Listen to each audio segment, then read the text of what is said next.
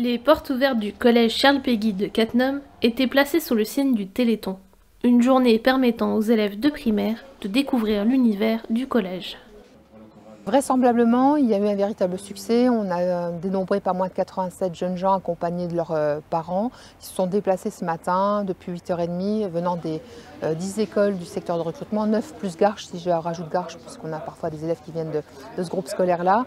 Ils étaient accompagnés de leurs parents, voire des grands-parents, voire des frères et sœurs qui sont des anciens élèves et qui avaient la joie de retrouver et de revoir des anciens professeurs. C'était très émouvant pour certains d'entre eux.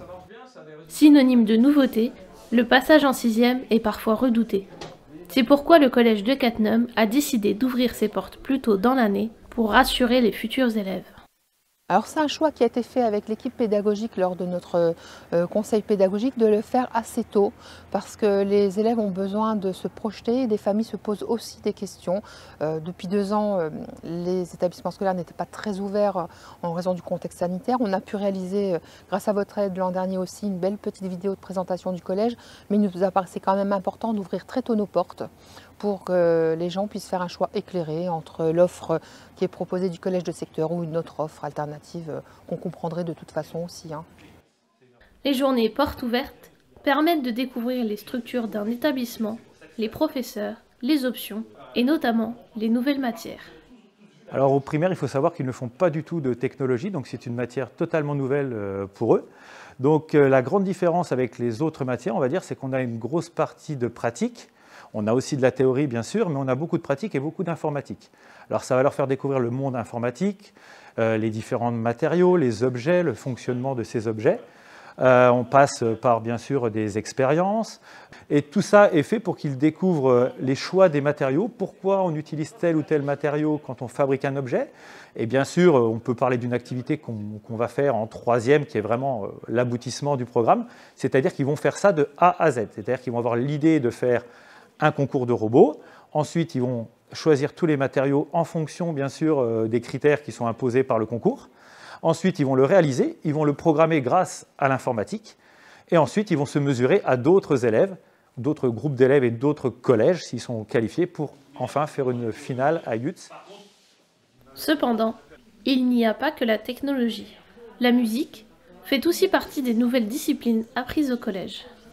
Alors donc en éducation musicale, les élèves ont travaillé sur la perception de la musique. Ils vont travailler également sur la production de projets musicaux.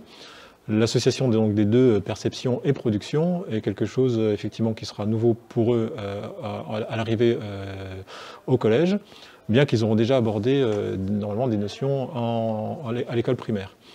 Et donc les élèves produisent dans le cadre du cours. Ils peuvent également produire dans le cadre de la chorale qui est proposée au sein de l'établissement.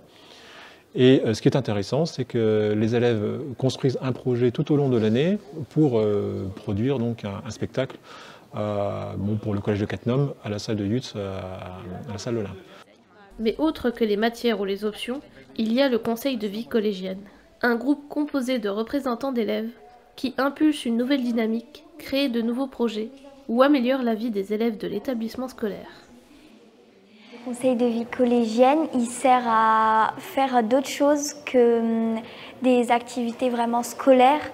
Donc on investit comme des projets comme la fête des talents.